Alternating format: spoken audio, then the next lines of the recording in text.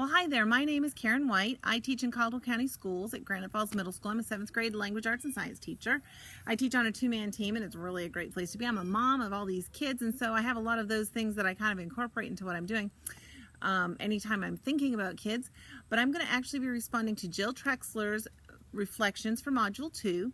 And one of the things she talked about was she's in a Title I school, and she's had to do some home visits, and she's absolutely right that there is nothing like seeing poverty firsthand. When you see a child who lacks basic necessities, or those basic necessities really become a luxury, it is just heartbreaking to see what they don't have, and how sometimes they don't even know that they don't have because they're so satisfied with what they have. But then other kids have so much and they take it all for granted. But it is truly eye-opening when you see what really some of these kids go home to, and to not have a heart for them and just compassion for what they go through. I just don't understand. One of the things you said is that they have the drive to do better because they need to make their world better, and you're exactly right.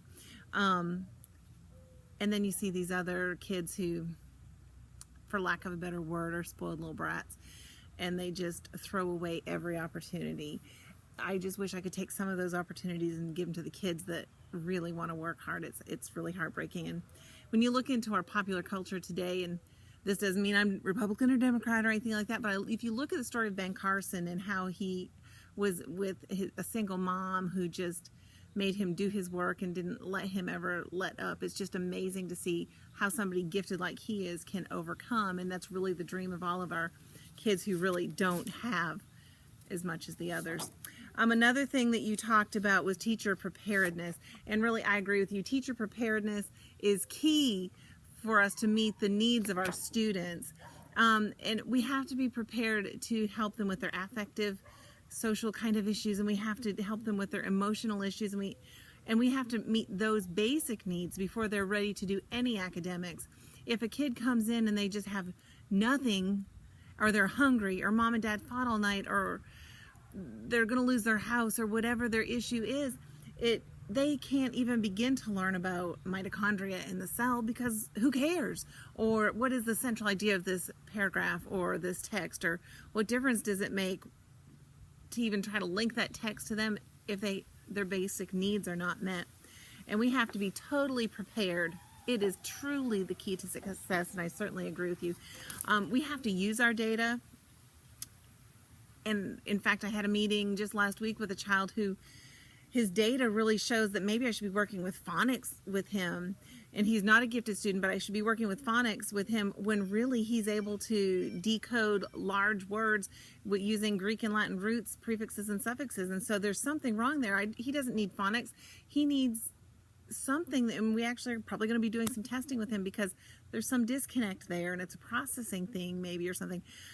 But I think that there's probably something in him that is probably above average, and we just haven't tapped into it yet. And I just feel really passionate that we have to really work hard to meet the needs of as many kids as we can. I'd love to say all, but boy, you know how hard that really is to practically put it into play.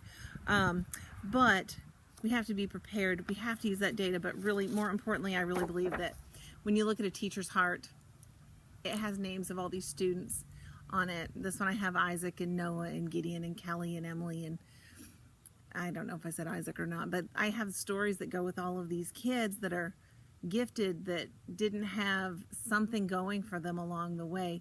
Have to use that teacher heart to really make a difference. Prepared, yeah, but you also just have to have compassion for what they go through when they're at home. The next thing is that you talked about is you have to tap into their background knowledge.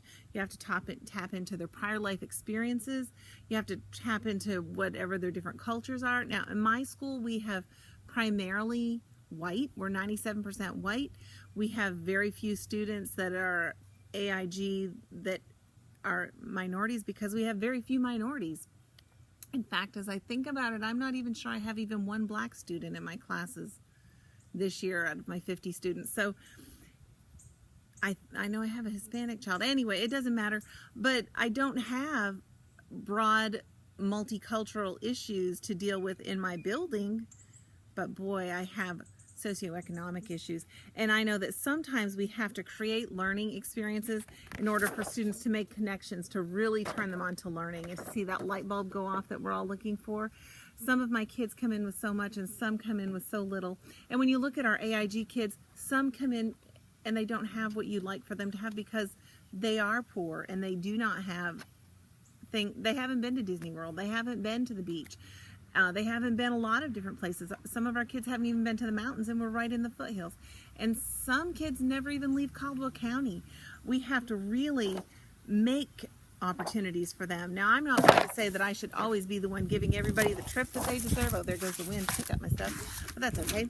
I'm not saying that I should be traveling kids all over the place, especially since when we do take trips, a lot of times those kids can't even afford the trips we're going on. So we have to really find a delicate balance of what can we bring in and create in our classrooms for our bright kids, for our middle of the road kids, for our low kids, and hopefully give them a common learning experience. It's very difficult though. It is a delicate balance, like you said, between the teacher planning efforts and teaching kids. I have to turn it around.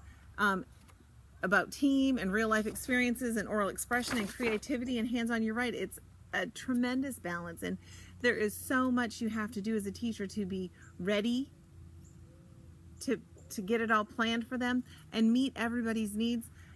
It is such hard work, but I will tell you that you know and I know that it is such rewarding work. That balance is important. We have to help our students. I've written balance again. We have to help our students find it, whether it's between their academic and their emotional. I've seen students, and I wrote about one girl I had named Anna, bright child. She made perfect scores on the EOCs in high school and things like that. And somewhere along the way, there's something that didn't get met in her affective needs. And so now at 21 or so, she is just dealing with things like a 16-year-old would. And so even though she's super book smart, she doesn't always get it for the other stuff, where other kids get the social stuff and they just don't get the academic stuff. And that doesn't make them not AIG. They're very gifted in some areas. They're just not necessarily areas that we identify all the time. So we have to balance the academic and the emotional. We have to balance home and school. When you have a kid who's hungry or doesn't know if they're going to stay in the same house, or if mom's going to move them again, or if dad's going to beat mom, or whatever it is, we have to somehow meet those needs and balance it for them. We have AIG students who participate in a lot of extracurricular activities, and then they have to balance that time between the extracurricular and the academics. And then another issue we really have to look at carefully is parent involvement. And parent involvement for some kids is really key in order to be able to be successful. But then we have other students who can hardly move without their parents, just being the helicopter parents you hear about. We've got to try to help students to try things on their own. And we have to encourage parents to let that rope out just a little bit. And as a 7th grade teacher, I tell parents, and it's not always popular, I tell them this is a great place to fail at something. Not fail for the whole year, but mess up and dig your way out of the hole, because really, until you learn that struggle, you don't know what to do with it. Kids who never struggle coming up through, they have other struggles that could be life-altering, that if we just don't take the time to fail and pick ourselves up and dig ourselves out of the holes we make, if parents can't let their kids mess up, then how will they ever learn to survive when they do mess up? Because my goodness, we are human and we all do. So it's all really, like you said, a balance. I couldn't agree more with you that balance is key. So Jill, I really enjoyed reading what you had to say.